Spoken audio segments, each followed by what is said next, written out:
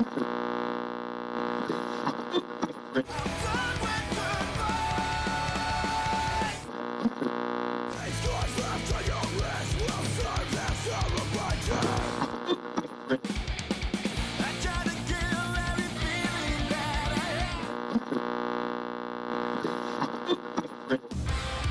Blind is hosted by overly emotional dudes who overthink and overanalyze everything. Nothing the hosts say should be taken as medical advice or opinion. They're not professionals, and they're about to make that very clear. So just kick back and hang with them, as you've earned it. What's up, everybody, and welcome back to the Walking Blind podcast. I'm Mike, and this is also Mike, and we're here to answer the age-old question. Did you guys see Will Smith slap the shit out of Chris Rock right now? That was amazing. You got to defend your woman. You got to defend your wife.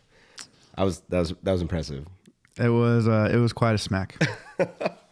But episode 19. Episode 19. Hopefully you guys were pumped to see that little episode 18 and a half that we gave you guys. It wasn't really a full episode, but it was a nice little glimpse into the NBR boys the night before Tough Love Fest 10. Many hours put into some rehearsals. At that point, a lot of stress. A lot of barbecue. It was nice. I think that was good for the guys. Yeah, it was nice to just kind of hang out and just, have some fun, eat some food, chill out. But still, you know what? I gotta say this. I really appreciate you guys' work ethic. Not you as much. The other guys. No, I appreciate that. Like, I mean, obviously, we've talked about on this show how you've been on the treadmill running, like, getting your stamina back or whatever. It's all vanity. I don't want to look old on stage. Yeah. And, we even did point out that it did look like you got some Just for Men touch of gray because your hair was looking darker in the morning of the show. So who knows? But from an outside perspective, watching the guys, like, even after being at the rehearsal studio for 5-6 hours during the day, coming back and then just still taking time to, like, no amps or anything like that, just pull out the guitars and just start making sure that everything's on point, right? Yeah, and what you didn't see was when we got home, they brought them back out and they were playing in their rooms. Yeah. And then, because the next morning, even Tron was like, I fell asleep sitting up with my guitar in my hands, and then even just the comments that the dudes were making, like, I don't want the first time I play these songs today, which this is the morning of the show, to be when we're in front of a crowd playing. Yeah. So, like, just seeing, like, the work ethic and the dedication to actually, like, playing your instruments and being good at your craft, it's like, it makes sense why you guys are so good live. Thank you. It was cool. Like, I appreciated that they were, like, not that they were putting that much pressure on themselves, but, like, they worked super hard. So it made me feel a lot better about kind of the things I was doing on my end. Yeah. Too, because, like, I was like, okay, yeah, that's cool. Like, good. We're all taking this serious, and it would have been like, I mean, I know they wouldn't have meant it. It would have been, like, really disrespectful. Like, they came, like, they didn't know what they were doing, or, Yeah, we kind of talked about this morning too, like with Martin. You can't come back and it be like, oh, they just phoned it in for a comeback show. Right, yeah. Because that's going to set the tone for the rest of what NBR continues to do. Mm-hmm. Yeah, it's like do it or don't. That was kind of our attitude. I almost feel like we would have been prepared to pull out of this if, like, we didn't feel like we were where we need to be. Really? Yeah. I know that, like, our first rehearsal practice, whatever you want to call it, it was rough, but, like, for me, I wasn't that worried. I would have been worried if the attitude would have been like, that was bad. Yeah. Oh well.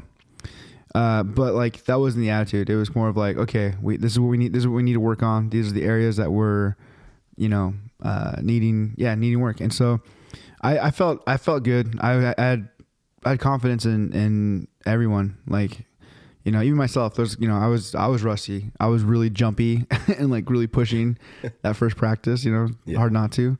Yeah. And so I kind of just, I try to give us a little bit of grace, like knowing like, dude, this is Tron and Matt's first time ever playing with Daniel, Martin, and myself.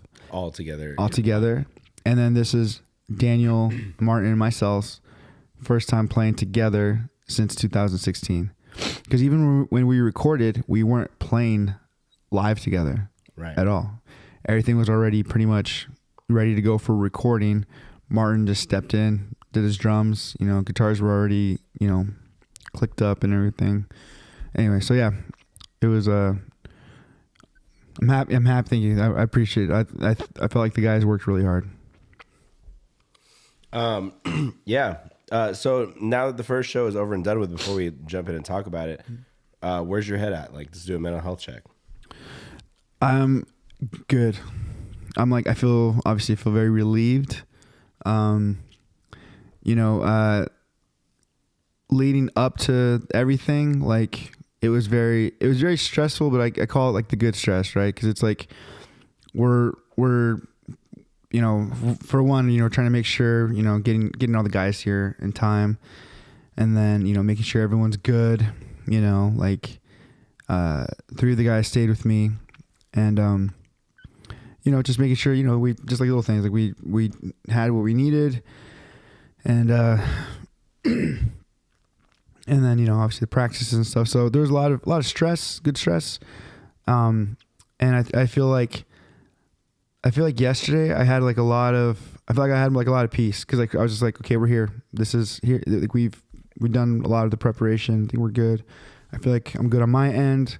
And I felt like I was able to really enjoy the night, and it was a long night, but, it was a long day. I mean, we got there, I got there at like 1:30, and then you guys came shortly after that. Yeah. So, yeah.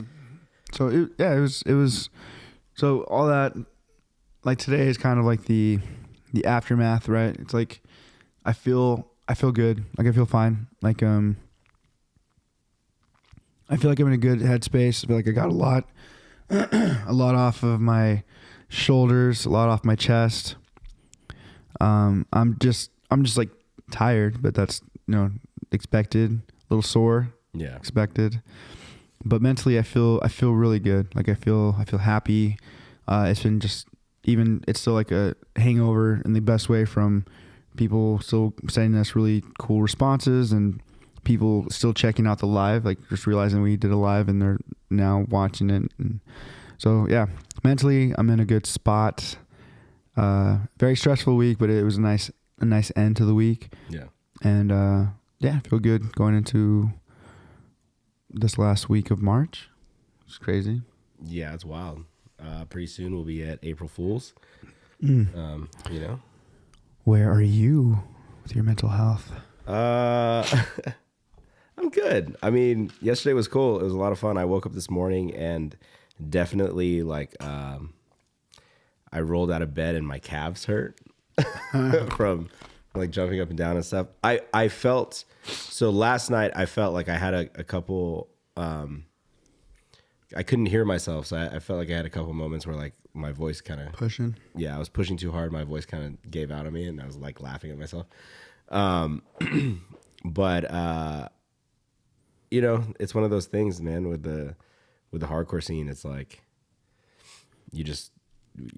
we went out there, just had a good ass time. Mm-hmm. I will say it was really, really surreal to, so for those of you that don't know, as far as torture culture goes, for a while, Martin from No Bagging Rights actually played, on our record. So he wrote the drums and played on the record, but then he moved to Arizona for a while, and there was just like this, time period where he just wasn't involved with the band. Then he came back and filled in for a couple shows for us, but he didn't want to pull double duty for No Bragging Rights and us at Tough Love Fest, because, as he should, the focus should be on the NBR comeback. So we were trying to think of who was going to play drums for us, and I shot a text over to Steve, who used to play in Creative Void, who now plays for Voodoo Glow Skulls.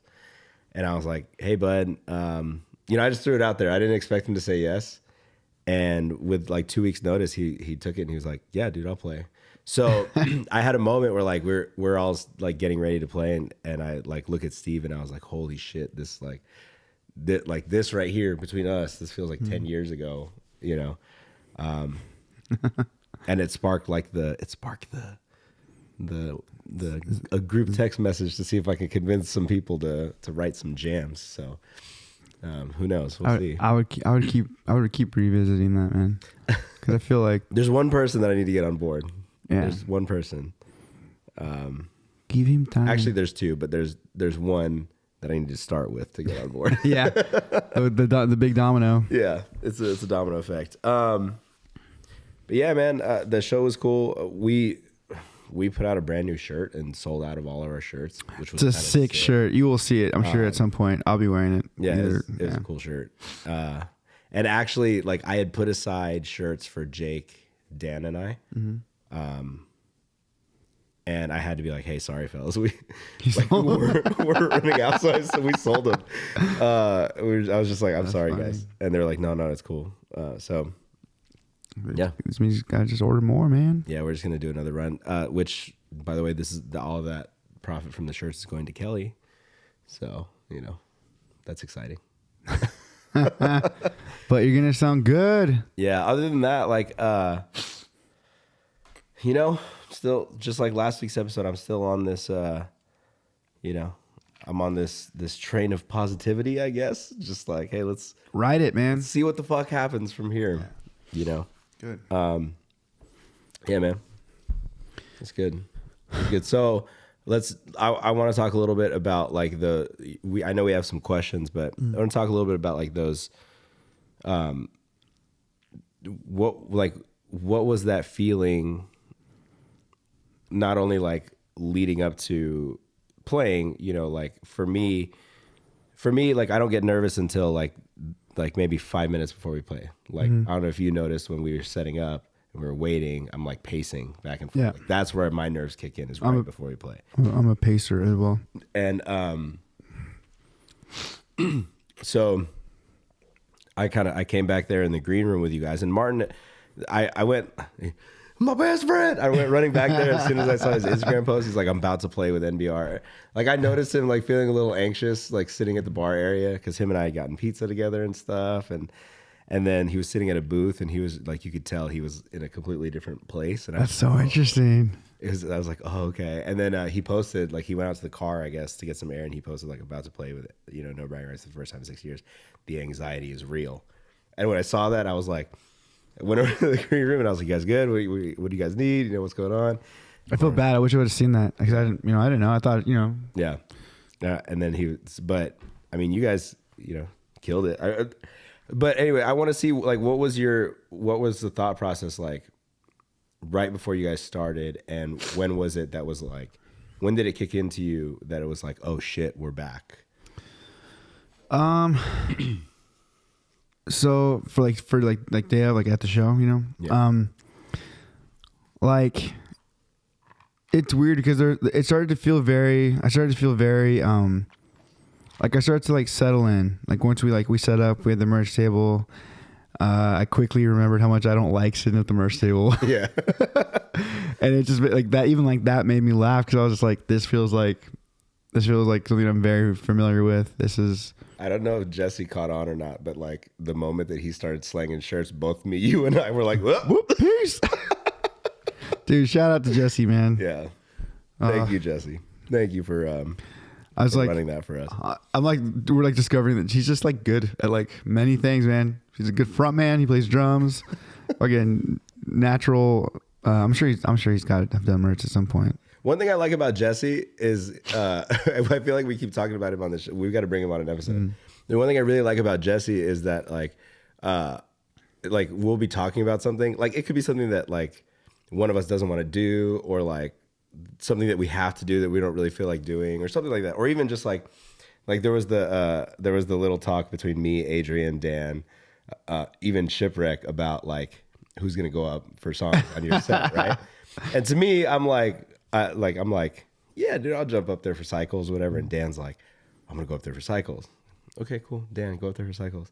And then Dan was like, nah, I'm not gonna do it. So me and Dan are having this back and forth, and Jesse goes, fuck it, I'll do it. And then he just pulls up the lyrics to Cycles on his own. And then Dan was like, I'm not gonna do it. I was like, all right, that's fine, I'll do it. And then once you guys started playing it, you could see it in Dan's eyes that he's like, and I just kind of looked at him. I was like, and he just came up on stage. Yeah, I'm gonna do it. But Jesse just has this like, fuck it, I'll do it. Yeah. All right, cool, I'll do it. Whatever. You want me to handle it? I'll handle it. He's just down. Yeah. Yeah. My mom met him yesterday. We all met up at my house for the show. And so like, he's introduced himself and I was like, yeah, Mom, this is the guy, that's the guy that made the comment about Mario and I. So she thought it was funny. But yeah. So things I felt like I felt really fine. Like I wasn't nervous. I didn't really have much nerves. If anything, I would have like emotional moments where like it'd sink in, just like dude, this it's happening. Like this is cool. But I was never like anxious or overly emotional or anything. Like it was just like fun. Like yesterday felt like fun for me. It felt like, oh yeah, this is what we used to do all the time, every day. Yeah. And so warmed up, I did my normal routine when I started, my stretching, light warm up, check out the band, hum and do whatever I'm doing, go back in, ramp up my warm up, my stretching, and then like just what I do, like my routine was normal. Everything was good, felt good. Get out on stage, after Extortionist is set, who killed it. And like I'm on stage, I'm feeling good. I'm like ready, I'm starting like to really like focus up, but I feel good. It's taking a long time to sound check or to do our line check. Yeah. And then it's like now getting closer to the actual time to play. And then boom, it hit me. Yeah. Freaking hit me. And I just started, just like got like super, it's like super humbling, like super, like I was like super appreciative in that moment. Like, dude, there's a lot of things that had to go right for this to happen. It all hit me at once. And I was like, my eyes were starting to like well up. And I was like, oh no, why now? Are you serious? Like this whole time, like why now? Like, I think I can't remember if it was Tron or Matt. I looked at them and I was like, dude, it's hitting me. I'm getting emotional. And they were like, cool. I was like, no, no. It would be Tron or Matt on that side that are like, oh yeah. Cool, yeah, Mike. good. And I was like, no, this is like not good. And then, if you'd have turned to me, I'd have been like, what do you need? I know. I'm just like I'm just crying. I was on the other side of the stage. Oh, dude. And so I think it just took for me to say it and then to be like, okay, I feel it, whatever this is. And then as soon as I did, then I focused up. And then from then it was just like, then there's just like, back in, whatever, 2015 mode. And it was just like, all right, we doing this, we good. And so as soon as you started playing, like, it was really, really hard to like not go so hard right away, like gas out early. That was in the back of my mind. And I kind of just tell myself to just relax. Like this is like, you don't need to do anything extra. Like just have fun. Like basically was like my mentality with this. Yeah. And then, it wasn't until I think Hope Theory was when I really started to like get more like emotional things. And that was like, and then for me, like, that's just what Hope Theory has always been for me. It's a really tough song for me to do. Just cause of, emotionally what it does for me. People give me grief about like, oh, like what you said, like made me tear up and stuff. I'm like, yeah, man, me too. Like, like, yeah, like it made me tear up too. Yeah. So, yeah, it was, everything was cool until like seconds before we started playing. And then Hope Theory was just kind of Hope Theory for me. Like that's kind of what it's always been. And then, and then just after the show, it was just fun talking with people, and it just felt like that's what I missed. I missed that, like, after the show, cause I had a couple people kind of share with me, and And it was just nice to be, just encouraging for someone. And then again, just being like humbled by the straight guts it takes to talk to me and to share this with me, like total strangers, people I met for the first time, sharing things with me that, some of it was heavy. A lot of it last time was more like cool, hey, I was hearing for the first time what you said was helpful. Can you talk about the bathroom story? Yeah. So, we don't have to say like who they were or who they're. Okay, cool. Yeah, anything like that. Yeah. So we've this is after the set, I went, I think I'd already like kind of like changed like out of my shirt, whatever. And I was just whatever. And, I'm walking to the restroom, and as I'm going to the restroom, I walk by this guy, and like he kind of stops, and he kind of pulls back really quick right away, and like for reals, like I felt like uneasy because the way he stopped was like super aggressive, yeah. And he's like, "Fuck you," made me cry in front of my friends. Yeah, that's amazing. I was like, my bad. I was like, I did too. If that makes you feel better, I don't know. Mike and I have this new theory that all the tough dudes that come to these shows, like there's a lot of tough, big, like scary looking dudes that come to these shows, right? Okay. And we figure that like if they're crying, they could just they're just throwing punches, but they're punching their tears away. Those tears. They're punching the tears out of here, dude. That's sick, man. Yeah, there were. Shout out to that guy.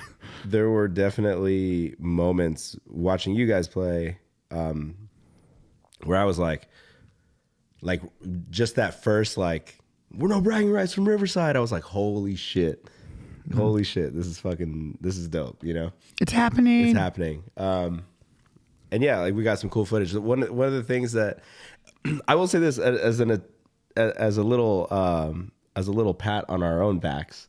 Like we played last night, right? Mm-hmm. And we're doing this podcast today, and our voices aren't shot. Yeah. Right? So apparently this training has been working a little bit. But Mike and I we've had this talk like, hey, all I care about is that I just don't get gassed on stage the moment where I put two hands on my knees and bend over. And I didn't. Maybe I kind of leaned on one of the monitors a little heavy, but I think leaning's okay. I feel like it's more passable. Yeah, leaning because you're facing the crowd, and as long as you do that, the power stance, whatever. And I will say, Mike made it all the way to the very end, the very last song for Hope Theory, which if you guys are watching this now, then the live videos, 2 full songs, should be up on our YouTube channel as well. That was kind of, I just filmed with the cell phone, like from my perspective, but it's a pretty cool angle. Yeah, it's really cool. Show. And you can see during Hope Theory that Mike had a millisecond, dude, and then I went through the live, and I'm like doing it like right in front of the live video. I was like, oh. Did you forget the camera was there? Oh, dude, 100%. Okay. As soon as we started playing, I forgot everything. I forgot my phone up there. Really? Yeah. Just sitting on the stand? It was sitting on the stand. Thankfully, somebody like got it and like moved it out of the way, which is cool. Appreciate whoever did that and didn't steal it. I was like already like at the table, probably like already changed and stuff, and I was like, oh fuck, my phone. So. And then the homie Jay Pash came out and filmed. Mm-hmm. He came out and we saw a little video that he put together, which was really cool. And for somebody who's never been to a hardcore show, didn't know what he was getting into, like that turned out pretty cool. Yeah. And then Noe came out and took photos, like some sick shots, man. Dope shots. Oh, did you get some? I don't know. I think he might have came. No, he was there. He was there. He was there for our set. Yeah. I know he was filming and taking photos, but I don't know. You just haven't seen him yet? Yeah. So, I'm sure they're dope. He takes cool pictures. He does. But yeah, man, it was good. Extortionist killed it. Yeah, man. The Destruction of a King boys. Slayed it. Now Low Love. I've spoken my praises of Low Love on this show before, and my man crush on all of them. Yeah. But Destruction of a King just came out and murdered it. It was like a time machine. Like, and we talked about Alex, like, and his vocals are I mean, as a vocalist and as a performer, both, he's an artist, awesome. dude. Straight artist.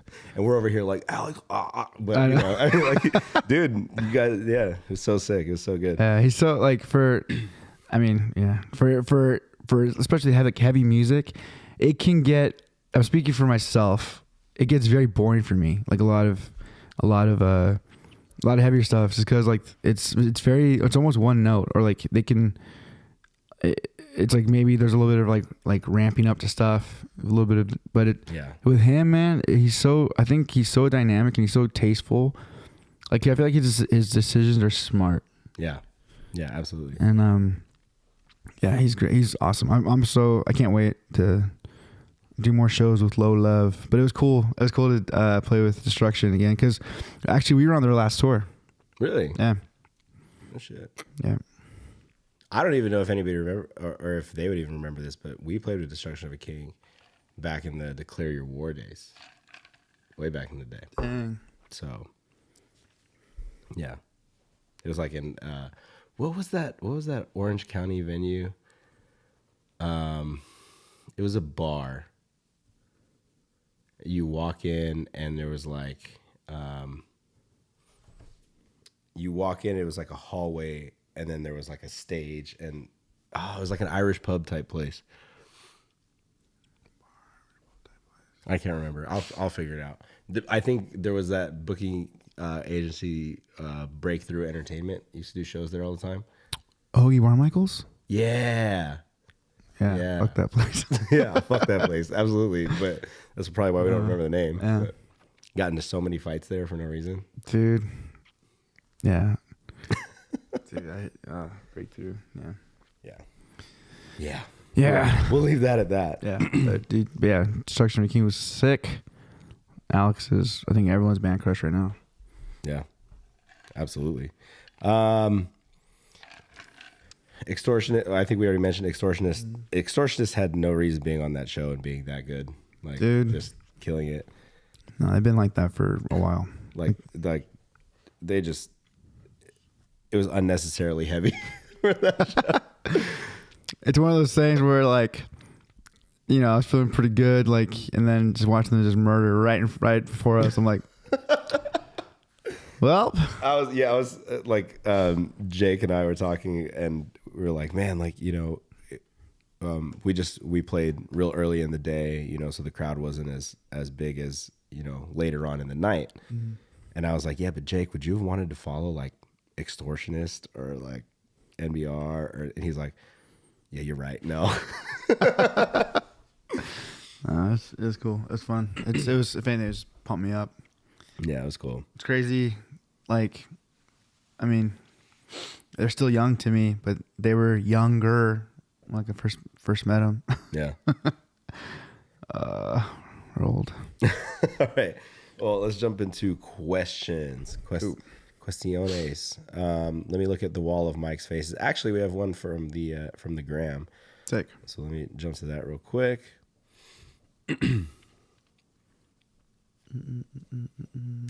I guess it's not really a question, but it's a message from, I hope I'm saying this right, Ennis. Oh, I said this correctly in the live. Oh, what, Ennis Gorpe? There you go. I'm not even gonna try. I don't proud want of to myself. And he said, "Thanks for letting me know about the podcast on your IG live. We'll have some stuff to listen to at work. Discovered NBR back in high school 10 years ago, and I've always come back to listen. Was really excited to find out that y'all were releasing a new album after so many years. I'm battling some depressive thoughts recently and have my good days and bad days. Good days seem to be when I'm distracted or busy, like weekdays, and bad days are usually the weekends when I can finally catch up to my thoughts and give in to my anxiety. Music always seems to help. Thanks again for helping me get through another day." It's not really a question, but more of a statement than anything else. And I mean, I love that. I love, stuff like this. It's like, I hope someone can listen to this and be like, dude, that's me. It's worse on the weekends. Yeah.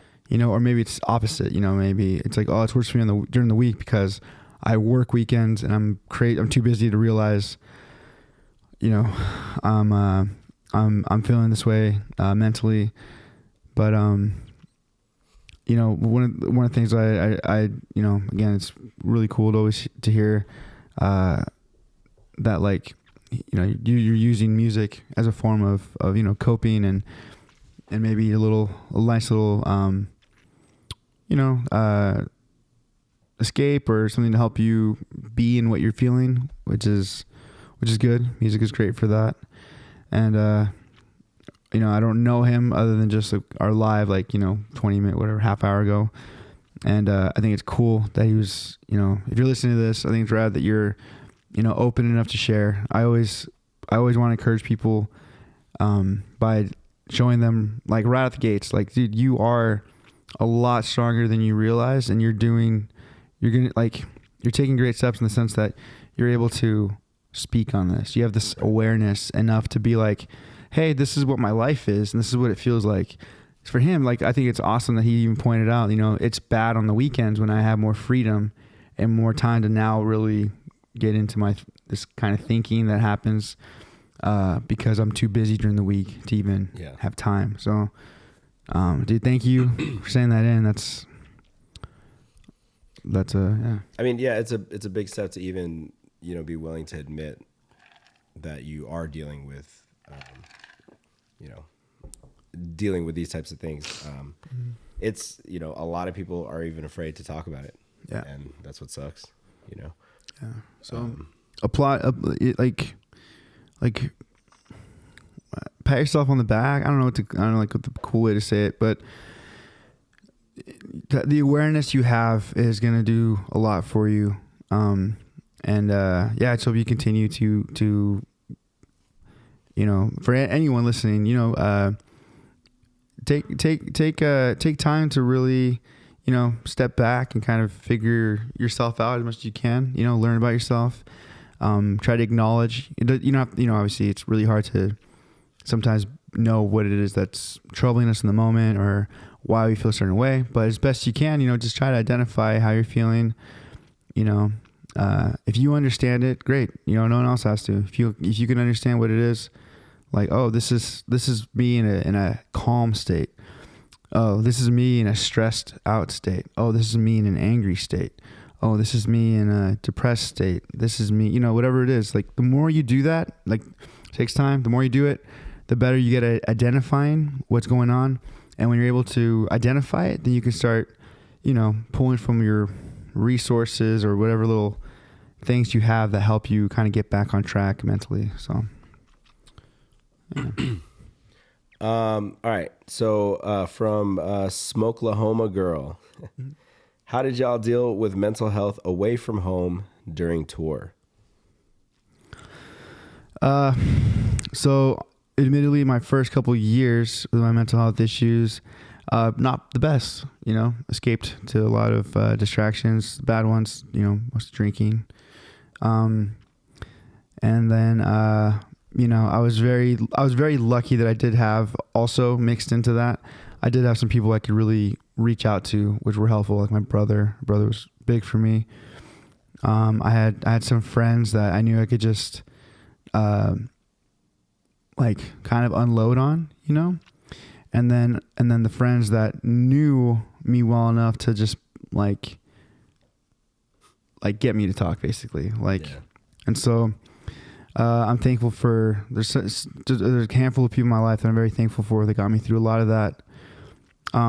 But then kind of towards the later years when I started to kind of, you know, kind of do some investigation and figure out, little things. I have like a cheat sheet. I have it in my phone, and it's basically okay. So I know who this is, not well, but I know she tours. Okay. And so, this is just one of my things to help me, my recommendation. So on my list, I don't know if I talked about this before on the podcast, but on my list, I just have, I'm just pull it up. I have kind of like a gratitude list, and I tried, for the most part, I was pretty good about every day, especially on tour, and especially the later tours when my like mental health was bad. I would try to start with this because this usually would give me a good a good like chance at like the day. Yeah. Like it got me off on the right foot, and it's crazy how much it would like it could get me through a lot, you know, because I think starting the day off with gratitude it's so helpful. I don't know if you want to talk while I try to find this real quick, but for me, especially, I mean, the last thing I really did was Warped Tour. But for me, it was like having a good system at home that, like, you know, at the time I had a girlfriend, who, you know, I could call and talk to kind of like at any time whenever I was stressed out or anything. Mm-hmm. And then, you know, I had like close friends at home that were just, you know, always there whenever I needed them as well. And then it helped that, like, you know, Warped Tour was a little weird because like I wasn't playing, I was working. Mm-hmm. And so you don't have that like release of being like, yeah, it's just like I was just grinding, right? Like it was just, you wake up, you know, go work and then you go back, and like might catch, depending on the time of day or depending on like what it is, you might catch some bands that you like to see, or you might catch some friends' bands or whatever. And I think what really helped me on that tour was having Jake there, because me and Jake would hang out, and it was, you know, both of us were kind of like our little like lifeline to home type thing. But yeah, so I guess it's just trying to, even if it's just one or two people that like are almost like a support system for you, and especially people that understand what it's like to be, you know, gone or touring, or like, you know, because a lot of people are like, oh, you're living the dream, and you're like, I mean, you know, I mean, yes, but in a way, it's not free. Yeah. Okay, so my list. So this isn't the list, but I found something else which I'll get into. But my list, it was my gratitude list, and I would go through. Actually, I have it on here. I'd go like physical, like mental, and then I'd go people. And what that means for me, gratitude was physical. I would start with saying, I'm thankful that I can walk. I'm thankful that my hands work. I'm thankful that I have vision. I'm thankful that I can speak. And because I can speak, I'm able to sing. Singing brings me joy, whatever, you know, stuff like that. I'm able to communicate how I feel to people. Not the best always, but I can. You know, I can hear, kind of. You know, so I go through all these physical things about myself that I can do. I'm able to still hold rational thoughts. I guess that's more the mental. I'm able to problem solve, you know. I'm sure that's a question sometimes, but I at least have somewhat of that ability to do. And then people. So for me, and you know, everyone's list for people, it can be one person to who knows, like however many you want to add on there. But like for me, like on tour, my list of people was, you know, my parents, my brother, you know, my friends, some of my cousins, you know, I just, people that I felt as like were mentors for me. And I would just, cause thinking about them, it made me happy, you know, and sometimes it would make me almost spiral more cause I'd miss home. But when I think about it from a gratitude point of view, it usually was encouraging. And I would just kind of repeat that I'd go over that over and over. And at least for me, that was really helpful in my later years of touring. I was doing that every morning. Every morning I look at my phone and I go through my list of, like I said, physical things I'm thankful for or grateful for, and then mental side of things, and then people. And so that was what I did on tour. This is what I do now. So if, let's just say NBR goes on tour. This is my list. Some of the stuff I can't really necessarily do, but I have like a coping, mental health, stress relief list that I have. And so I have my categories. I won't go into all of them, but I have gratitude. And then I do a kind of like an affirmation of what I have in my life, not what I don't have, but what I do have. I do breathing exercises. This is what I do when I'm home. Play with Coda, you know, take him on a walk, go to the park, do training stuff with him. I have music I turn to. I have walking, biking, hiking, coffee, go for a drive, nap if I can. And then sushi is like, if I have the money for it. It's like, it's great for me. Conspiracies, ironically enough, is really good for my mental health in a weird way because it just gets my brain like out of this, New podcast coming soon. Yeah. Audio, sometimes I'll record myself. I'll vent to myself, which is weird, but I've talked about this in the past. Also, I'll use the audio recording for gratitude stuff. So good to hear that. Like encouraging self-talk, TV shows, movies, podcasts, and then random things, playing catch, driving range, batting cages, singing in my car, karaoke or on the treadmill, guitar, write or learn a cover, writing, And so, and then I have like my support, like just my reminders on like if I need to support like my family, friends, local resources. Right. So this is like my list, I guess. If anybody wants this, I can like post it or something. But this is like my at home, what I do now, and I'm constantly adding things to it, or maybe I'll take something out. But if I was on tour, this is what I would have with me. And then I have my gratitude list. So that's kind of what's been helpful for me to, what was the question? Not to how I handle mental health on tour. Yeah. How do you deal with mental health away from home during? Yeah. So I would just try to find ways to get away from the venue, from my bandmates, and just kind of have my like time to myself, which allowed me to think. I would try to go get coffee because that brought me joy. That was something that kind of was good for me mentally. I played, I guess it depends on the year. Fantasy baseball was good for me. It's a nice little fun distraction. Gave me something to do. I was kind of, and I kind of, whether they knew it or not, I'd have my people that I would go to when I felt like I needed somebody to talk to. Yeah. So, but thank you for that question. All right. From Ash B. Rouse. Do y'all feel like peer pressure lessens as you age? No. I feel like it would get worse. Yeah, no. I feel like if anything, you're more like, a part of me wants to say like you become more like set in your ways, so it's easy to say no. But also I feel like it's almost easier to be like, yeah, fuck it. Yeah. You're more aware of giving in also. Yeah. Like, yeah, I don't think it ever really lessens. I just hope that over time you get to a point where because the question is, does it lessen? No, it doesn't. Yeah. But I think you can get stronger in your, in who you are as a person, so you don't give in too easily. I don't know. But yeah. All right. And then she also asks, what are your future life goals?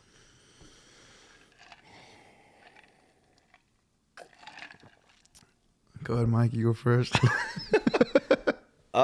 Future life goals. Well, I feel like I've been spending the last like decade of my life basically recovering from trying to play in a punk rock band. Yeah. So it's just been kind of like trying to get life back in order and everything. But I think for me, I'm at that place now where I know I'm ready to kind of settle down, like family, kids, all this shit. But I'm also not in that mindset of, all right, fuck it, I need to do it now. Right. You know what I mean? It's, I guess like the headspace is that like I'm still working on building, we're building a podcast, we're building businesses, we're building, things that we are doing on the side with the end goal of like being your own boss, right? So there's that. I don't want to work for anybody. I want to work for myself, and I want to, find a way to be independent. And I don't even need to be wealthy.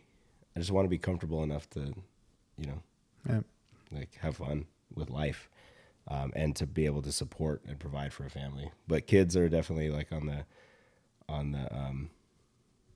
the agenda. That's pretty much it. I'm a very simple man. Simple man. I'm a simple man. I'm a complicated man. Kind of the same way, I like to, I think I'm in a spot where I feel like, I guess, okay, future.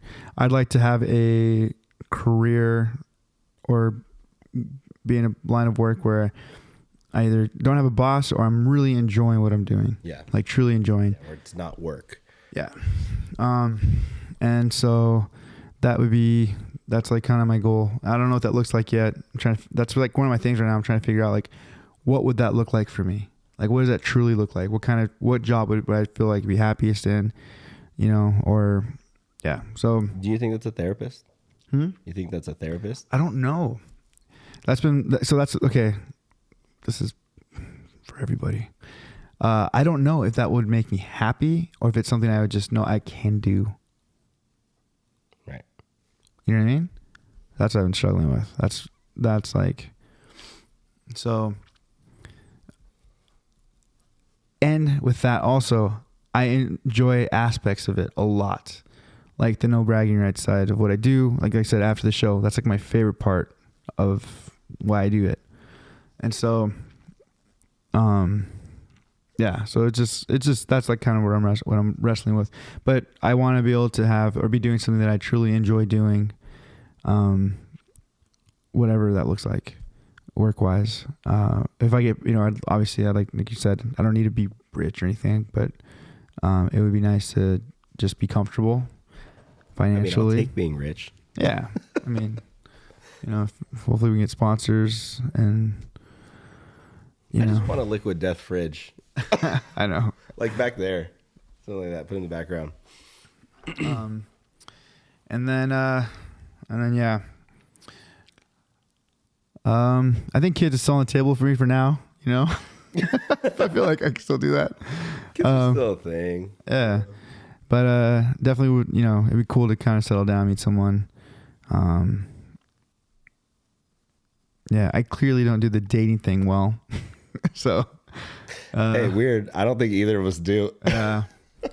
But yeah. So yeah, it'd be cool. Obviously, settle down with somebody would be cool. But I won't feel like a failure if I don't, or if I don't have kids, or whatever. I'm definitely okay with that. Being an uncle is freaking rad. But I don't know. I think it'd be cool. My thing, I guess, when I think about like a significant other, is I just hope I find someone that I just have fun doing things with. Like, it doesn't have to be like exotic, crazy things, but just like, just someone that would be fun to do like anything, like a person that can make something I wouldn't want to do fun. What? I just thought about that Family Guy clip with Stewie and Brian, and she's like, is that what gay is? Just two guys hanging out, having a good time? Because I can really get behind that. Dang. Oh man. Well, yeah. So that's kind of, and then yeah, I do have and then other goals like, I would like to get to Japan. One way or another, with music or by myself, or I just want to get there. I want to get to Japan. I don't know. I guess I have other just small goals that I'll keep to myself for now. Some small goals that could be in the process of becoming reality. Mm-hmm. So, yeah. And I guess like to touch on the future life goals thing too. I think that another like life goal would be just to be able to travel more. Yeah. I traveled a lot as a kid. I kind of talked on the last episode with Joey, mm-hmm. That my aunt worked for the airline. So I got to experience like a lot of really, really cool places, but I want to do that as an adult. let me take that back. I want to do it as an adult, and I want to do it with somebody that truly wants to like go and experience it. Right. Like I don't want to go with like family that's just like, oh yeah, cool, like let's go, I'll take you to these places. Like I want to be experiencing it for the first time with someone who's stoked to be. Yeah. So all right, I think you kind of answered this question already, but what kind of emotions were going through your mind before, during, and after the show? I think we talked about that a little bit. Yeah. Who asked that one? But thanks, Chris. Chris. Okay. Frankie Terror, what advice, if any, would you give someone facing a family loss to try and stay strong and keep a positive mindset? Well, I literally went through this last week, and actually on Thursday. Yeah, Thursday. Advice. I mean, it's hard to give advice for this stuff because it's, yeah, I guess the one thing that I did say and that I was like kind of mentioning was just kind of reminding them that they are supported by a very loving family, that they have a lot of support, and that, they're blessed to have that. And then talking with one of my cousins, just kind of how, actually, it wasn't even that I was giving advice. They were telling me what they were doing. And I was like, that is awesome. Like, that's good. He said that, it's almost like we're all taking turns being there for each other. And I thought that was really cool, because that's what it is, like, you want to make sure that you're there for family, or whoever's, because it's like loss it's tough. And what happened like in our family is someone young, so it's just like loss is never easy. There's no, right, there's nothing good about it ever, but it was interesting to hear him say, like, just kind of, they're all taking turns kind of being there for each other.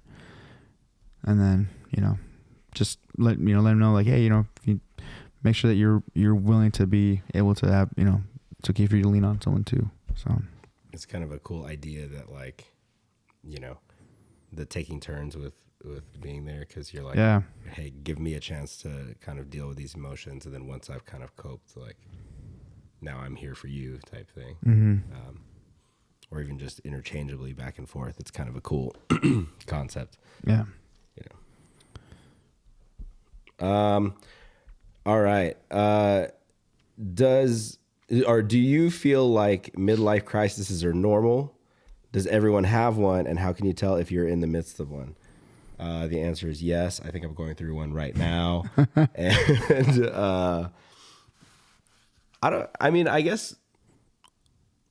I don't know. What would you consider a midlife crisis, really? I don't know. What's the age range for midlife crisis? Where we are now, I think. Is it? I think this in like 40 or 50. I mean, I guess you could say that now too. It's like I just played a hardcore show last night, and I'm 38, so my calves hurt. Yeah, my left cheek hurts.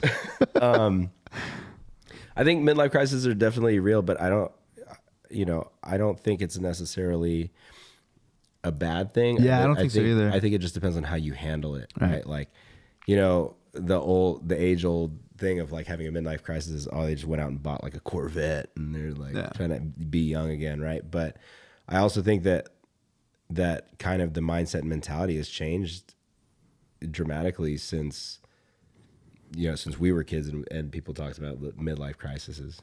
Yeah, I think something, I don't know if this is helpful or like a detriment to it, but I feel like nostalgia is a lot more accessible. Yeah. Like to be like, cause you hear like, oh, the whatever, like you said, they go out and they bought like the car that they had in high school, or like they like hit up, their old high school buddies and they do something stupid, or like, I don't know, like all kinds of stuff. But I feel like maybe the access to nostalgia is a lot easier for people. Like, it's easier to get a hold of like digital anything, like yearbooks or stay in touch. I don't know. A lot of our shows, you could find them on like YouTube and stuff, like you're watching or whatever it is. Like, I feel like there's just more access to things. So I don't know if that is helpful or if that's worse.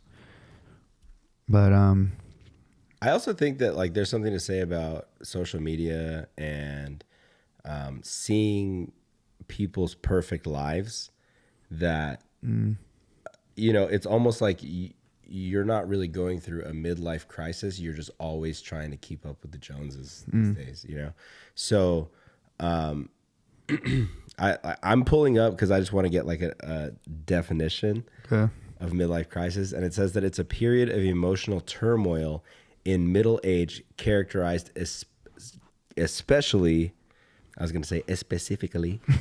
characterized especially by a strong desire for change. So I guess in that sense, you kind of know if you're experiencing a moment where you're like, I need to make things different. I need to change something. I need to change my life. I need to change my appearance. I need to change my, and nowadays I think that happens more often than just a midlife crisis. Yeah. A lot of decisions to be made. Like in yeah. I don't think there's midlife crises anymore. I think there's just always a life in crisis. Just deal with it. Yeah, my life is constantly in crisis. Yeah. Melly Mel 928, how did you feel last night seeing some raw emotion after your speech, or during your speech while performing the second to last song? Always forget the song title. That was Bravehearts, right?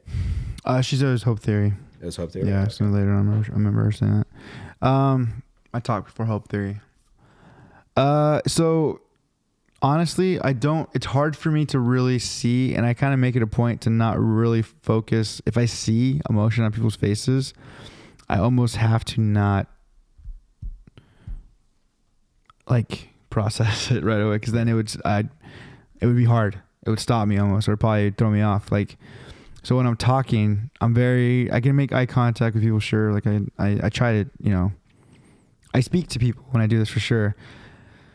But in the moment, I'm not recognizing maybe the raw emotion. I did watch, some videos back, and I could see it on people's faces. So stepping back, like it's crazy to have to, cause I say what I say cause I feel like it's important. I don't need clapping. I don't need tears. I don't need any of that. Cause like, it's, a lot of what I'm saying, it's like, it's also for me. Like, this all started cause I was venting. Yeah. This all started because I was feeling a certain way about what happened. And then eventually it morphed into what I'm doing now, and becomes more of like I don't know what to call it, call to action in some way. But, I will say that your speeches, right? You're talking, you've found a way to make it like, it's a hardcore show, but there's something eloquent about it. And I realized it last night because there was another band that played earlier on in the day. I don't know if you caught this or not. It was right when we were eating pizza. Yeah. And one of the bands, the dude was like,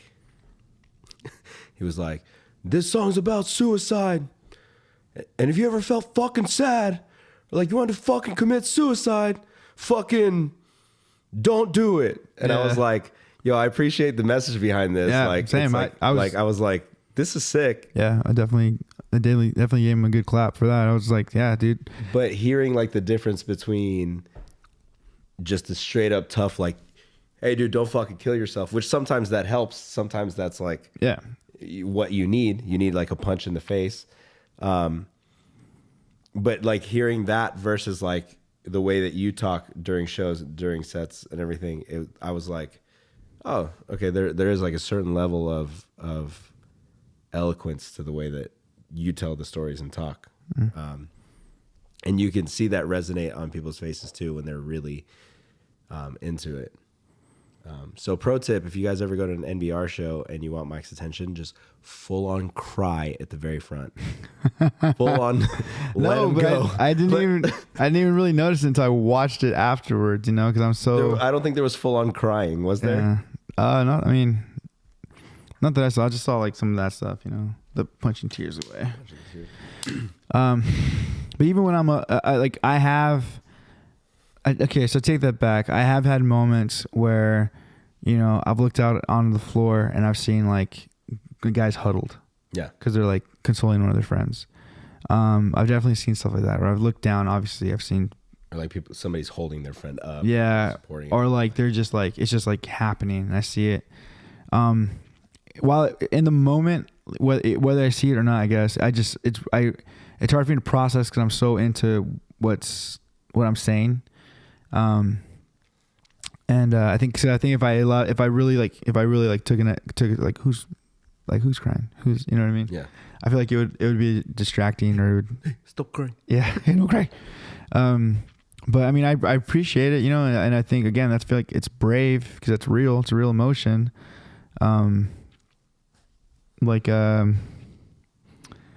Yeah, it definitely hits me. Like I said, the song just hits me in general. You know, I don't like that I have to say that every night. You know, Yeah. so it's like, Yeah. but it means a lot that people are listening enough to take it in that way. And that whether it's someone hearing it for the first time or someone who's heard it a million times, you know, it's cool that, you know, that we're received well, you know. I've never been heckled. Challenge accepted. Yeah. I've been completely shit on someone's YouTube channel for sure. Really? Oh yeah. Have you not seen that? No. Oh my gosh, I'll show you. I get ripped apart in someone's YouTube channel. He rips me apart. About what? About talking about what I talk about. Why? You like, because you call me a pussy for like sharing this stuff. He also like, it's kind of I don't know. I'll show you. Is it a joke or is it like, or is he a sad boy? You know, he's just very black metal.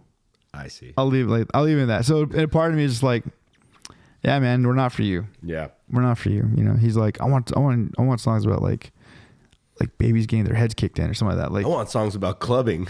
Yeah. Yeah. But, so yeah, I don't know. It's, what's the question? Seeing the emotions afterwards, it is, you know, it's, I don't know how to describe the feeling. I really don't, because a lot is happening in that moment because I'm sharing. It's hard for me to share. And then the song itself is hard for me to do. And it got even harder because what people think, I wrote that song after Will. Or sorry. People think, we lost Will and then I wrote the song. Yeah. And that's not what happened. I had already written the song and then found out that our buddy Will passed away. And so the song was already a challenging one because it was me wanting to be that annoying, you know, digging in to when I'm trying to tell someone about, you know, seeing the positivity in their life or being that positive person in their life and then being reluctant to it and just like that encouragement of like, dude, things will get better. Like, don't give up, don't lose hope. Like, things are gonna get better. So like that was already a pretty emotional song for me as I was writing it because I had like friends in mind who I loved, encourage, you know, who I like that song is real. I still have friends that every now and then will be like, I don't need to hear this right now. Yeah. I don't need your positivity for this. I don't need to hear hope right now, blah, blah, blah. And I respect it, but at the same time, I don't leave it. I dig in and I'll just be like, I've seen change. Like, and there's, you know, people don't realize it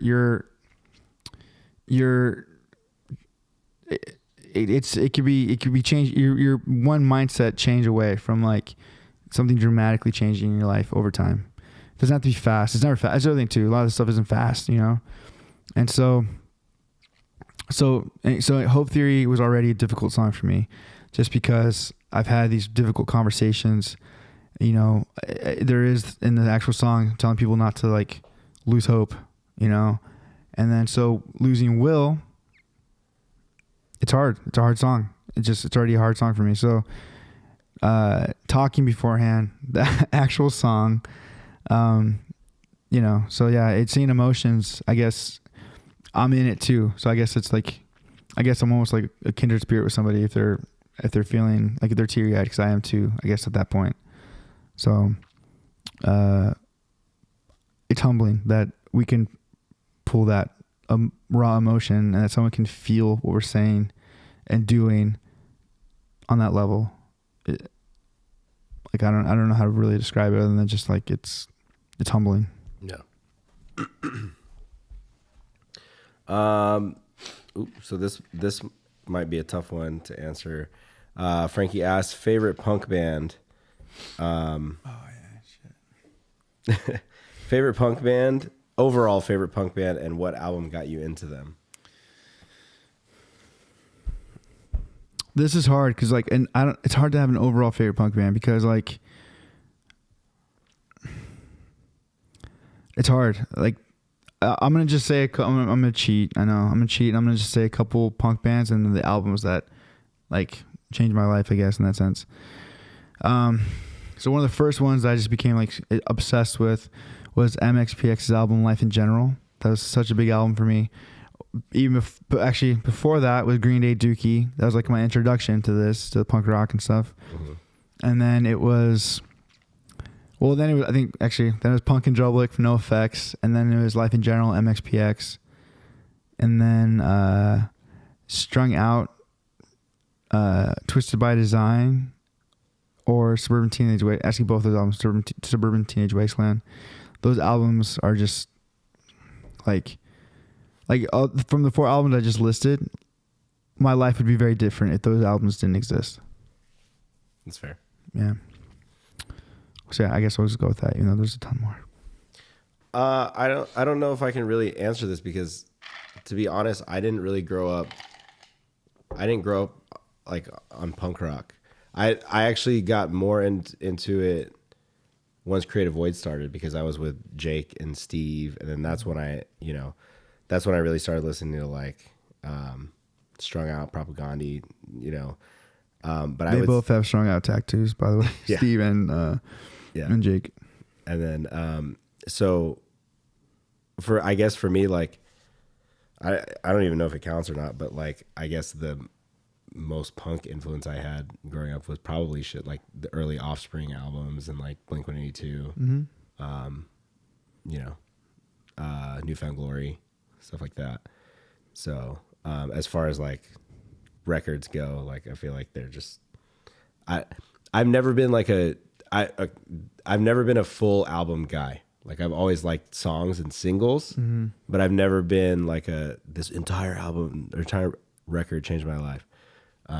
Yeah, same. But that's why for me, the ones I listed are the only ones that can really come like off the top of my head. Yeah. That at least for punk rock, Evil Empire, from Rage Against the Machine, Maroon 5, Songs About Jane. Bangers. Wait, so if it wasn't punk for you, what's the first heavy or just rock or whatever album that kind of got you into it? What was the question? What was your favorite overall? We'll just insert. We'll just say heavy album that got you into them. So I think what for me it was early Evergreen Terrace, like sick. that actually like that No Donnie, These Men Are Nihilist. Like that was probably, if I remember right, was one of the first like breakdowns that I like really listened to. And I was like, oh, this is it. Cause like I came from like, my dad was into classic rock and then I was into hip hop and R&B and stuff like that. And then so finding this like whole scene and this whole type of music, like I came about this in a completely different path. Mm-hmm. And then as far as heavy stuff goes, like I think what really got me into the heavier stuff was like As Lay Dying, like that, like one of the like old 94 Hours and like that song still rips. Yeah, and and that was like really because I got more into, I guess, metalcore before discovering like straight hardcore and like punk and stuff like that, other than like the like pop punk shit that you would hear on the radio or like I said, like the Blink-182s, so for me it was like a big wider circle. Like I didn't get into punk until I was older. And even still to this day I still discover bands that I'm like I wasn't even a big Ignite fan until like maybe in the past couple of years. you know. Yeah, I've never really thought to send you punk bands. Yeah. Challenge accepted. You should. Challenge accepted. So, yeah.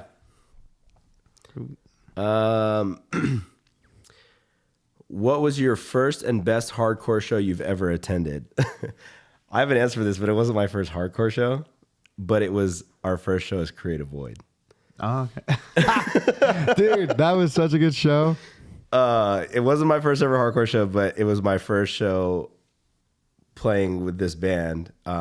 Who's on that bill, Michael? That show was us opening up in San Jose, and then it was Terror, Stick to Your Guns, The Warriors. Who else was on that show? I think that was it, dude. It was just those three and us? Yeah, I think so. It was like insane. What the fuck? I remember, and like I'd been a huge Terror fan for forever. I think I had just started really listening to Stick to Your Guns, and I was all about it. And I just remember going first, Jake telling us the show that he'd booked. He's like, "Hey, I booked our first show up in San Jose." And we were like, "San Jose, the rest of us are from Southern California, Jake." And he's like, "Here's the lineup." And we were like, "All right, we'll see you soon." We'll be guess who went with them? That's right. I was like, "Fuck you guys. Are you kidding me? That's your first show?" It was a really cool show. We played in it was like a gym. A gym. Yeah. Which made it even more fitting that Jake wore white shorts and a white tank top. You went angeled out, dude. Dude, Jake's so fucking funny. Jake's the man. Yeah, so I'm trying to think. I don't know if I can. I remember my first hardcore show. I remember mine because it was on accident. Ryan Severs does too, I'm sure. So this is like we were in high school. This is like getting dropped off at showcase days. Like we were that young. And so we would go every weekend that we had money and enough money to go, we would go. And so we just happened to go on a night where it was like a straight edge hardcore thing. I had no idea either of those were hardcore or straight edge. And we saw a band from Salt Lake City called Clear. Mm. And it's funny because sometimes when I mention that to people, they're like, "You saw Clear?" Like, yeah. Like, how old are you? Yeah, I did. I was really young and I was terrified. I know Ryan was too. Whatever he says, he was terrified as well. That was one of the shows where we spent the entire time in the balcony. Really? Yeah, 100%. I remember just being like, "What is happening?" And we're stuck there. It's not like we had a cell phone to call. We're like, "Hey, we're ready to come home." But I remember being terrified beyond belief, but so fascinated. Yeah. Because the energy, I was just like, dude, this is crazy. Yeah. It was a little too much too early for me when I was that young, but yeah, they were definitely the headliners. We definitely stayed for them. I'm curious to who else is on that bill. I'd probably be shocked and be like, "Oh, I guess I have seen that band." Yeah. That's how I felt about seeing. I think it was Madball and H2O. So I forget where I was. I remember seeing them somewhere and then just not really thinking about it, and then years later playing with Madball and H2O and being like, "Oh fuck, I've seen these dudes play live." Yeah. I actually remember a sick show that I went to right when I moved out here from Atlanta, and when I was in high school. I saw Throwdown at Showcase. I forget who else was on the bill, but it was insane. Yeah, it was insane. I remember seeing Throwdown a couple years later, and they're like my reintroduction into hardcore and being like, "Oh, this is like spin kicking and straight swinging." Yeah. Oh, that's an actual thing. It wasn't just that Clear show. This is what you guys do in this shit. Yeah. I guess I could say, now that I think about it, Throwdown was probably a pretty big influence on me musically, because I'm not the whole straight edge thing, but just their music in general, because it was kind of thrashy. It was also yeah, for my family forever. Then they went super metal after that. Throwdown played with Thrice at Showcase. Probably, dude. Throwdown played with everybody at Showcase.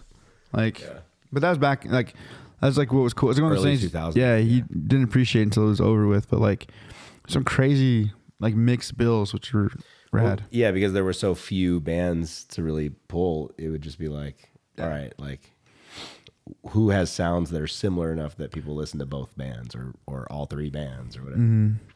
So like people, it's funny. Like someone, if you tell them like, oh yeah, I saw 18 Visions and Bleeding Through, at the same show. I'm like, yeah, a couple times. yeah, dude, a lot. Like yeah. But then now looking back at both of those bands, you're like, yeah, they fit together really well.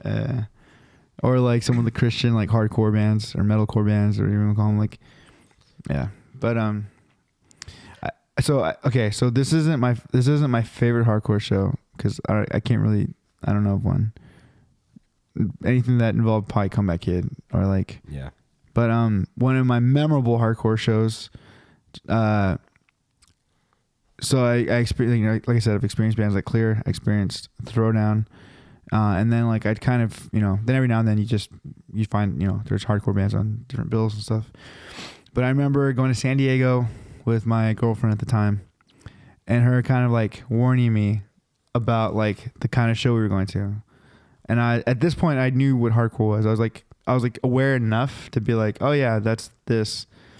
I guess I didn't totally know, like, anyway.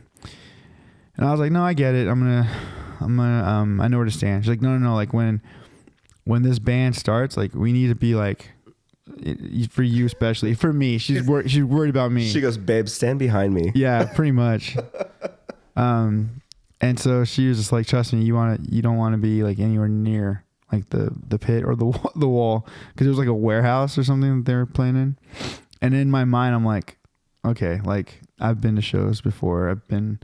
I know they're gonna do the moshing, the hardcore dancing stuff. Yeah. I'm well aware of this. You're like, I know they're gonna eat the soup and they're gonna do the windmill. Yeah, I know. They're gonna spin kick. Yes, I know all this. 2 steps, Yeah. So I went to see Donnybrook. Whew. And that was my first time experiencing Donnybrook. And it left an impression on me. Almost literally, because like freaking, yeah. It was wild. It was a wild show. And I was like, I stood corrected. I was like, oh shit, okay, this is cool. This is pretty wild. Yeah. But yeah, so that was that. I'll never forget that. My first time seeing Donnybrook. All right, Lil Fetus. Do you like raccoons? I hit a raccoon with a rake off my roof last night. He ate my shingles. Why don't you go ahead and stand up and show him your shirt? Support your local street cats. I don't know if you guys can tell that Mike. Trash pandas. Mike really does love trash pandas. Thank you, Megan Golden, for this. What's the question? Do I like raccoons? Nah. Moving on. And how dare you? How dare you hit a raccoon with your rake, dude? Oh, okay. Sorry, this is really okay. Did it grab it with its thumbs? I know. Imagine like no. Yeah. Okay, I don't think I've ever mentioned this to anybody ever. But somewhere on YouTube, I got into a fight on like. No, you didn't. In the comment section. It's so real. There's a video of this guy, and mind you, I came at this joking, but then at the same time, I remembered this is the fucking internet, so I didn't care. And so the video of like is the guy who like a raccoon like I think attacks his dog. Uh-huh. And so he throws a raccoon off, like they're on like a second floor of their apartment, and then he like picks up the raccoon and he like throws it off the roof. And so I said something along the lines of like, "Throw yourself off the roof, you dickhead," or something. I don't know. And then I can't remember. I think it might have been the person who posted the video. And got upset with you? Yeah, and he's like, "You attacked my dog, like you asshole." And I was like, I was just like, I don't know. I said something stupid. I was being super. This was a long time ago, people. It was a long time ago. 6 months ago. I'm different now. Mike Perez and his online trolling. Yeah, I did. I trolled him so hard. I was just like, get a better dog or something, or like, what did your dog do to provoke it? Just being so ridiculous, going back and forth. So yeah, that happened. All right. Any Bay Area show plans? Possibly. The best I can give right now. Leave it at that. Yeah. Have you ever felt overwhelmed during a show and felt like you couldn't go on because you felt like you couldn't give the fans who came to see you 100%? I don't know that I've ever felt overwhelmed to not play. I have been super sick to the point where I was like, dude, it's going to be rough. Like, this is going to be rough. I don't even know if we will sing. I've been there too, yeah. So I've had that. I've had like in Sydney, Australia, my voice was completely out. I couldn't even scream. That's how tired and just worn out I was. It was like the second show because like in Australia, it's not uncommon to play 2 shows. And my voice basically went out in the first show. So by the second show, I couldn't even scream. I was just standing up there looking probably sad and defeated. Yeah, overwhelmed. I don't think so. I mean, I've had bad things happen to me on tour, but if anything, it's almost like get me to the stage. Yeah. Like get me on stage. This is how I cope. Yeah.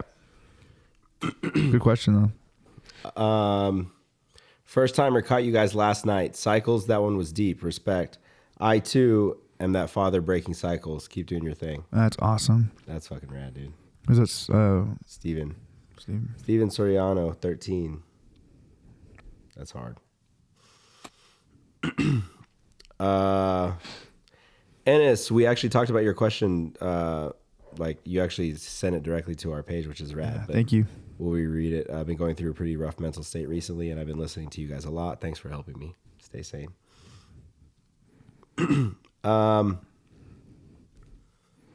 Let's see. Ty asks, well, let me ask the question. If you can pick any 2 villains from any comic to fight, which 2 would you pick, and who do you think would win? This is a tough one. Dr. Doom. Okay.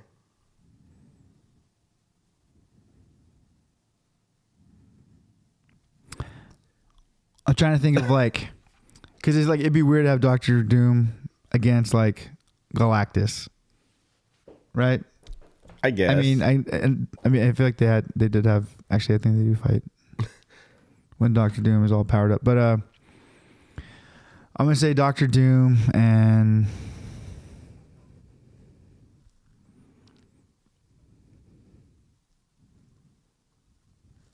shit.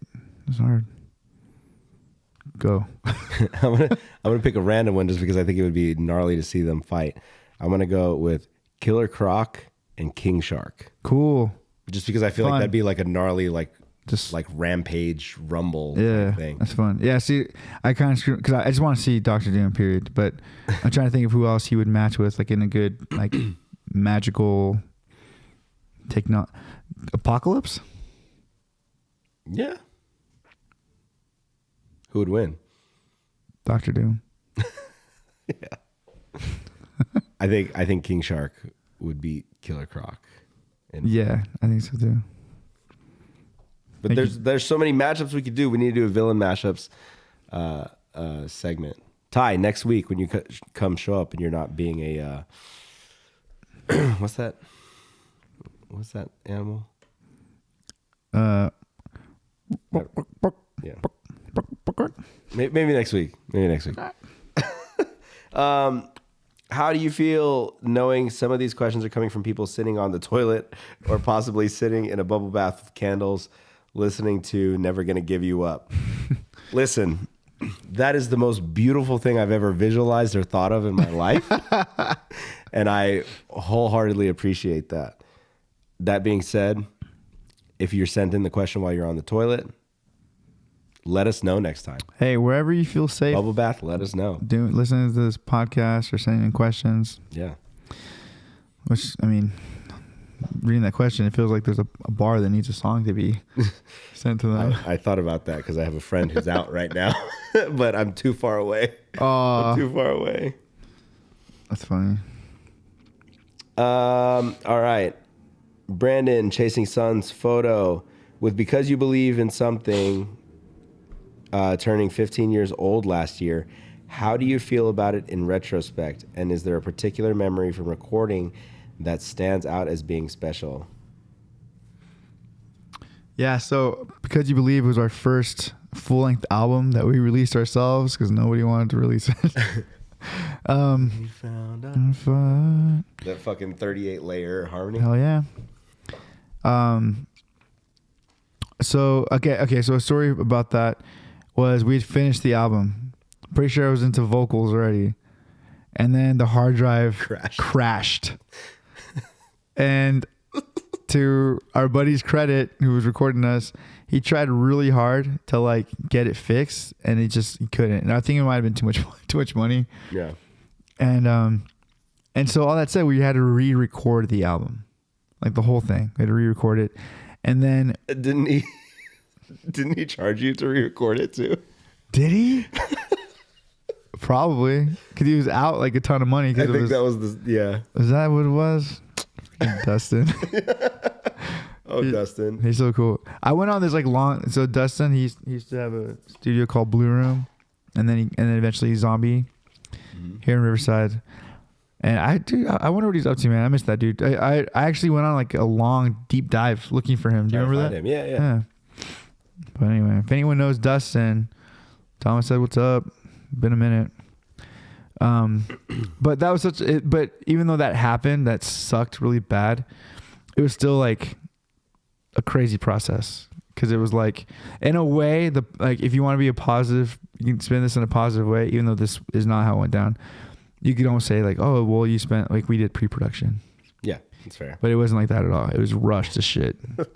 What was the first part of that? How do you feel about it in retrospect, and is there a particular memory from recording? Oh, yeah.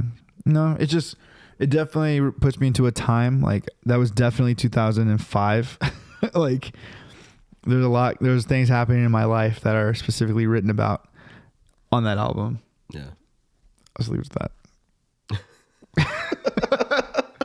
Because You Believe is inspired by the Animatrix or the Matrix, however you want to get it. Lucy Ford, for those who didn't go to Tough Love, missed an amazing show. Thank you. Vanilla Gorilla 24 Fit, Ty, if you don't go, you weak. I'm just saying, Ty. Is there different preparations for an NBR show versus a Burner State show? Yes, a lot. Yeah. I just have to make sure that it's just different. My type of like warm-ups are like way more, they just have to, they're way more intense because I'm screaming, and I just have to I stretch a lot more for NBR, which I'm happy that like I remembered that, because my goodness, I would be dying today. Yeah, because that stomp would have hurt you. Yeah. Actually, I think that stomp is why your butt cheeks hurting. Because you didn't do any more stomps after that. Yo, what's up with no bragging rights? Pulled muscle. Dude. And also, and not that anyone cares, but I wear, for the last couple of years of touring, I would start wearing just like running shoes, like Nikes, because of that. Like, stomping freaking hurts your feet.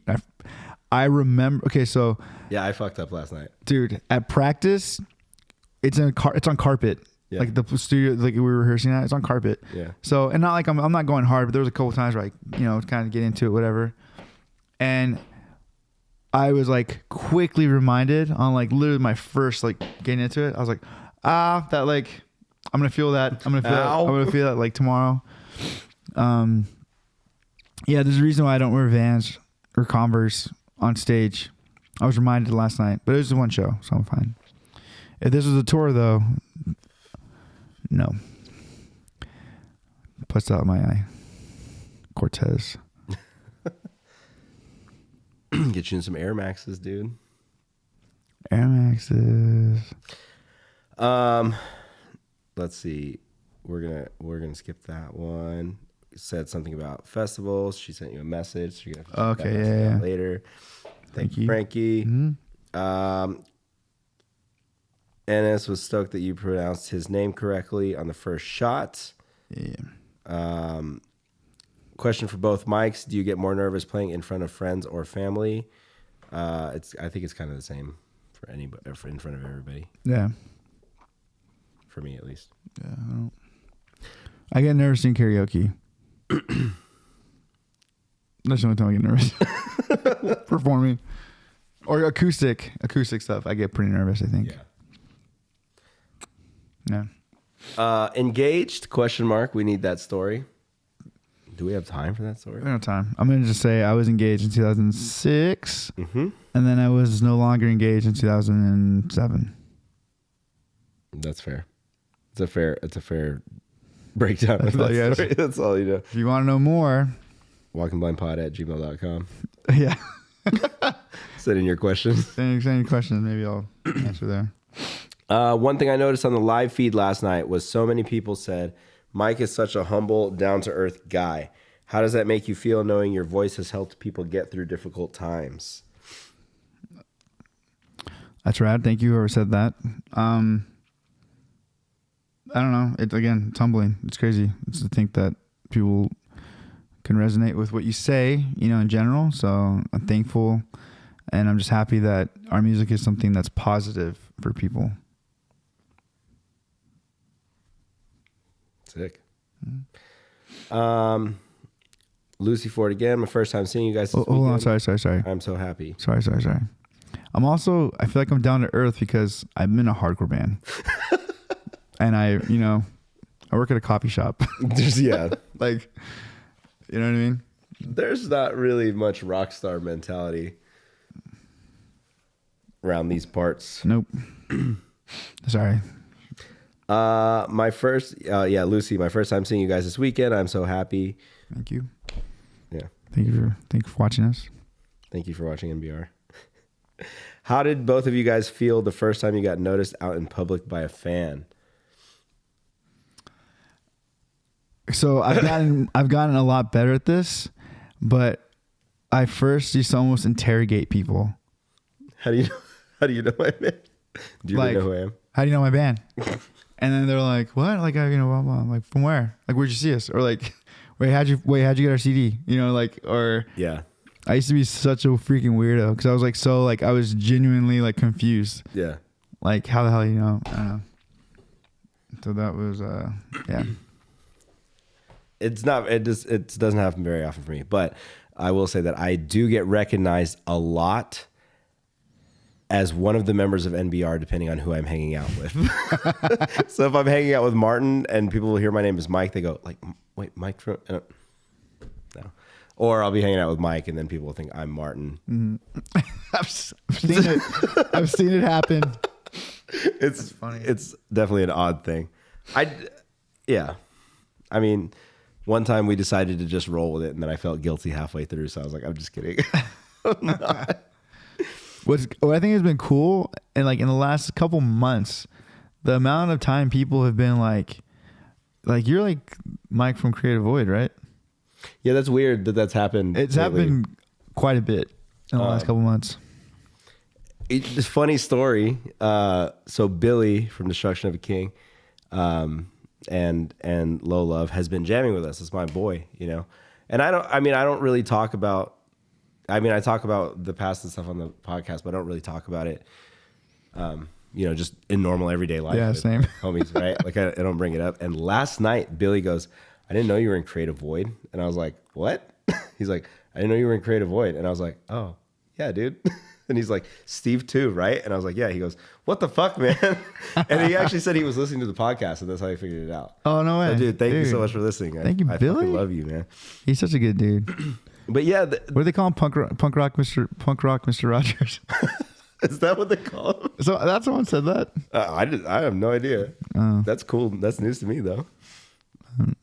But yeah, it is weird. I have gotten that a couple times lately. Even just at the show, it happened. when we were standing by the merch table. Yeah, I was there for that. It's weird. So I don't know.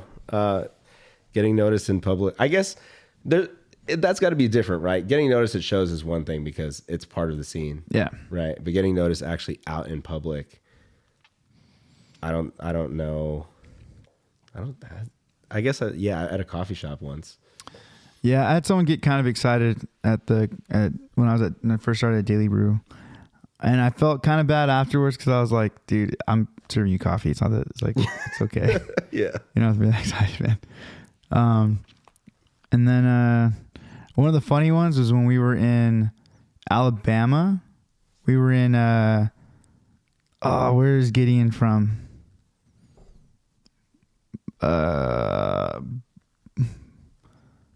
We were playing with Gideon. It was like a home show, and we were at Taco Bell, and it was just like, you know, it was like hours before the show, just at a random Taco Bell. Tuscaloosa, Alabama. What's close to that? What's one of the bigger cities? Maybe it was that. Who knows? Anyway, so we're playing in we're at Taco Bell, and then this like group of kids come up to us and they go, "Are you guys on bragging rights?" Birmingham. And so these kids come up to us and they're like, "Are you guys in no bragging rights?" And we were like, "Yeah." Like, "Oh my gosh, like this is crazy. What are you guys doing here?" It's like, "Oh, we're actually playing with Gideon like tonight." And they're like, "Oh, you guys are on that show?" I was like, "Yeah." And then I remember like we were feeling really cool. And I think it was Christian who like was like, they like, one, knew we were on the show. Two, we're probably the only Mexicans that I've seen in like the last like half hour, you know, like, or the only people of color in the last half hour, like in the area that we were at. And so that was cool. And then Christian kind of ruined it, being like, come on, we look like. I don't know why that just sparked. So this was after Warped, after I worked at Atticus, and of course, like, you know, you leave with a bunch of gear and stuff like that. And one of the coolest things I walked out with was this like all black Atticus button up, right? Like, and I had to fly back to Atlanta for something. But like I didn't fly to Atlanta. I flew somewhere else and we were driving in. I think this was right around the time when my dad had messed up his leg. My timelines might be off, but so anyway, so I fly back, and of course I'm like, you know, Warped Tour, you have a tendency to lose weight, so I'm like a lot slimmer. So I'm wearing this tight black shirt, black jeans, black Vans, just looking good, just looking like a metalcore kid, like straight up, right? Yeah. And I walk into a Waffle House, I think in Virginia or something like that. Because I know I was in one of the surrounding states, but not in Atlanta. And it was like the record stopped.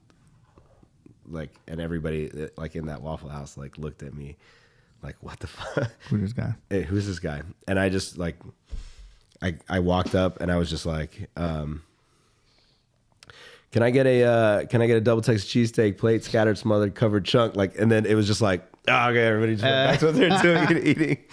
Oh, he probably was at a funeral. Yeah. This little brown boy must have been at a funeral, you know?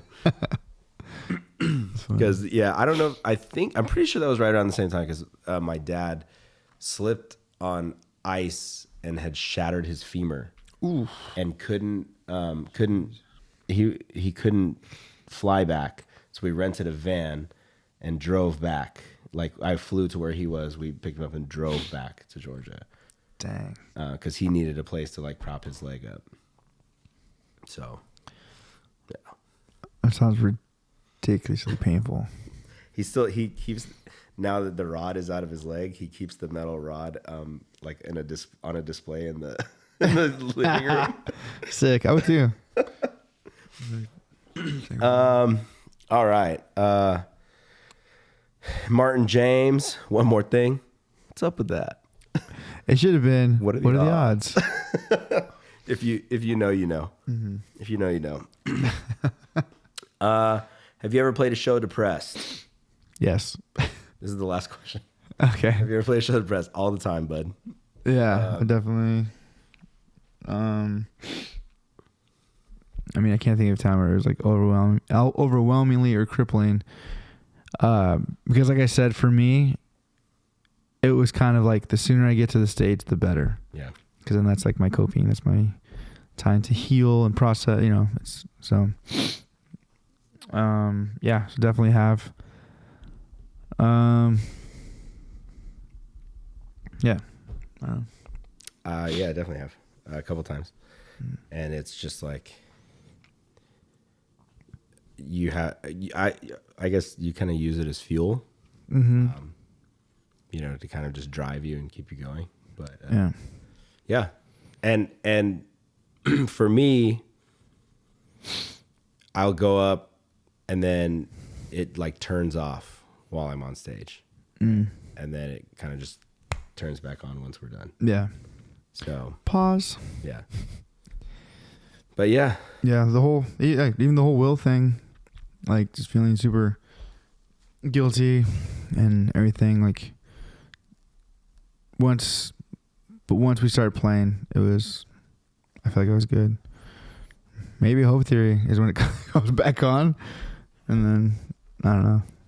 But yeah, definitely have. That's it. That's all we got for questions. Cool. Anything else? Anything else you wanna... I was trying to plug. Make sure you guys check out the Walking Blind Pod Instagram, at Walking Blind Pod Instagram, Twitter. Do we ever update Twitter? I haven't in a minute. Instagram, Twitter, TikTok. The TikTok page needs some followers. Mike needs to start doing more duets and remixes on that. I'm down. I think now that the show is done, we can like focus. We're gonna on have more else. time to focus on things that yeah. I've made so many video. It's like not even that many, but like promotional stuff for like the podcast, and then the show's coming up. And what people don't understand is it takes me forever. I don't know what I'm doing. For you guys that have followed along in this whole process, Mike has been the one. Mike is the one now that clips the video and then puts up the clips on, you know, TikTok, Instagram, and edits them. And Mike's editing skills have progressed so much that I overheard a conversation this morning with him and Martin where he was like, hey, you know, whatever videos you see, if you were tagged on them, just like, you know, send them to me and I'll screen record them and I'll make sure that we can, you know, get the edit right.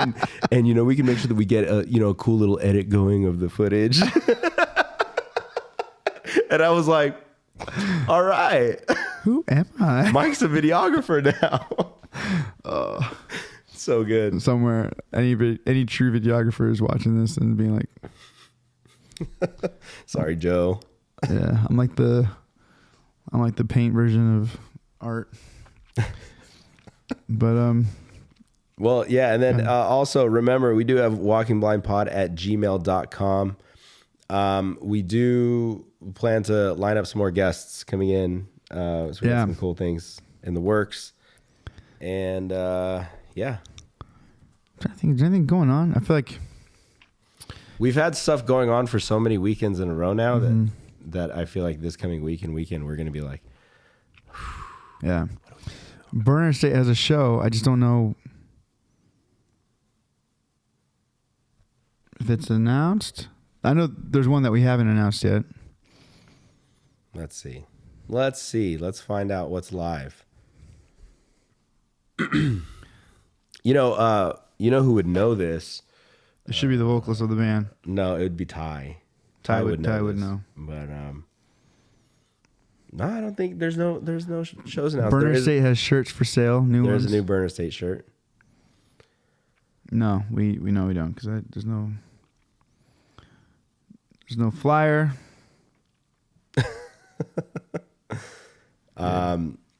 Yeah, and then for all the Southern California kids, we have something cool coming in May.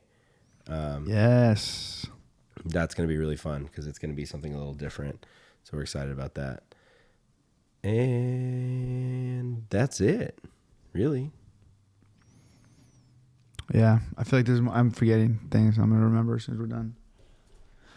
But yeah, like Mike said, please add us on TikTok. Don't you dare, Michael.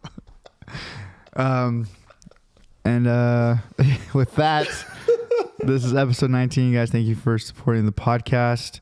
I would love to hear from you guys. Please, like, again, it's growing slowly, but I have a few people that reach out to me, and they like, it's almost like they're answering like the questions that we're being asked too, you know, and I love that. Even though obviously some are pretty directly at, you know, like NBR questions, whatever, but like other stuff, like would love to hear what you guys' thoughts are.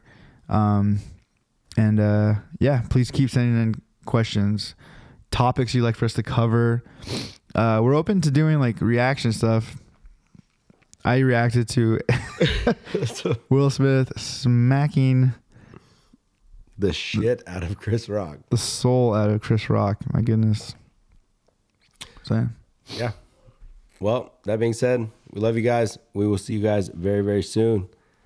Peace.